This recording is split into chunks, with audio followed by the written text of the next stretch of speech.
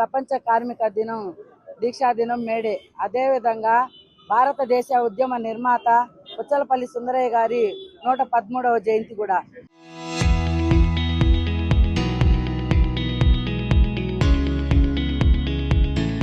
ఆయన ఏదైతే భారతదేశంలో ఉన్నటువంటి పీడిత తాడిత ప్రజల కోసం పనిచేశారో అటువంటి యొక్క లక్ష్యాన్ని ముందుకు తీసుకుపోవడానికి ఈరోజు సిపిఎం పార్టీగా ప్రతి ఒక్క కార్యకర్త కూడా ప్రతిజ్ఞాభూమి ముందుకెళ్తున్నాము.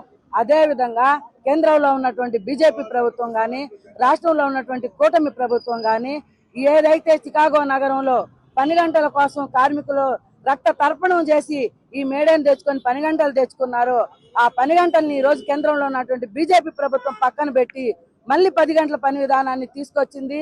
అదే విధంగా ఎంతో మంది త్యాగాల ఫలితంగా తీసుకొచ్చినటువంటి కార్మిక చట్టాలను ఈ రోజు 4 లేబర్ కోడ్లుగా తీసుకురావడం, మహిళల్ని కూడా రాత్రి షిఫ్ట్ లో పనిచేయడం. ఈ రోజు మహిళలకి బడి గుడి ఇంట బయట ఎక్కడ కూడా రక్షణ లేని పరిస్థితుల్లో మహిళలు ఉంటే నైట్ షిఫ్టుల్లో కూడా మహిళల్ని పనిచేయించే విధంగా చట్టాలను తీసుకొచ్చారు. ఈ చట్టాలను మేము వ్యతిరేకిస్తున్నాము.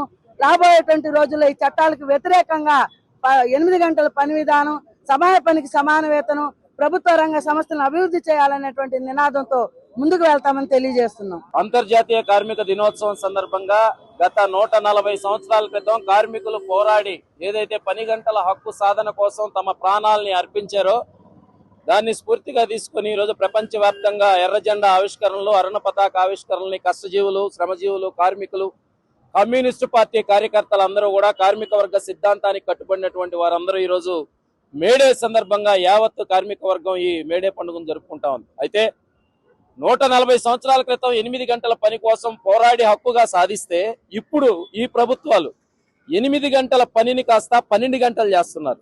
అనేక దేశాల్లో వారానికి 5 రోజులు మాత్రమే ఈ రోజు పని దినాలు, వారంలో 2 రోజులు సెలవులుగా ఉన్నాయి. 6 గంటలు మాత్రమే పని దినాలుగా అనేక దేశాల్లో చట్టాలుగా ఉన్నాయి. కానీ భారతదేశంలో కార్పొరేట్లకి, యాజమాన్యాలకి అనుకూలంగా ఊడిగం చేస్తున్నటువంటి ఈ బీజేపీ ప్రభుత్వం కార్మిక చట్టాలన్నింటినీ కూడా కాలరాసి లేబర్ కోడ్ల పేరుతో యజమానులకు అనుకూలంగా చట్టాలను మార్చారు. ఈరోజు పెను సవాలుగా ఈ మేడే సందర్భంగా కార్మిక వర్గం ముందు ఈ ప్రభుత్వం అవలంబించినటువంటి విధానాలు ఉన్నాయి.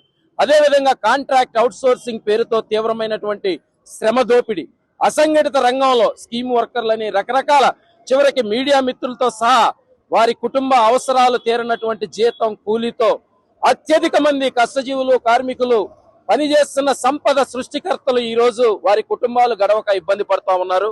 ఈ మేడే సందర్భంగా మొత్తం సంపద సృష్టికర్తలైనటువంటి శ్రమజీవులు ఈ ప్రభుత్వాలను ఒక్కటే డిమాండ్ చేస్తున్నారు. మీరు ఇప్పటికైనా కార్మిక వర్గ అనుకూలమైనటువంటి విధానాల్ని అవలంబించండి, మీ తీరు మార్చుకోండి, లేకపోతే ఈ ప్రభుత్వాలకి ఖచ్చితంగా రాబోయేటటువంటి కాలంలో తగినటువంటి బుద్ధి కార్మిక వర్గం చెబుతుంది, కర్షకులు చెప్తారు.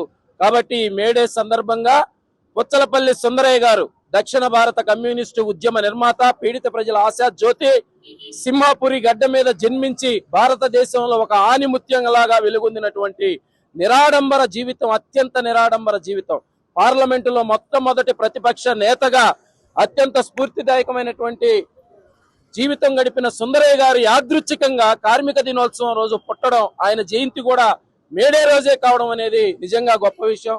ఆయనకు కూడా నివాళులు అర్పిస్తూ ఆయన బాటలో నడిచి రాబోయేటటువంటి రోజుల్లో ప్రజా ఉద్యమాలు, పోరాటాలు సిపిఎం ఆధ్వర్యంలో ఉధృతం చేస్తామని చెప్పి కార్మిక వర్గం అంతా కూడా ఈ మేడే సందర్భంగా ఈ రకమైన ప్రతినభూని ప్రజా పోరాటాలను జయప్రదం చేయవలసిందిగా విజ్ఞప్తి చేస్తున్నాం.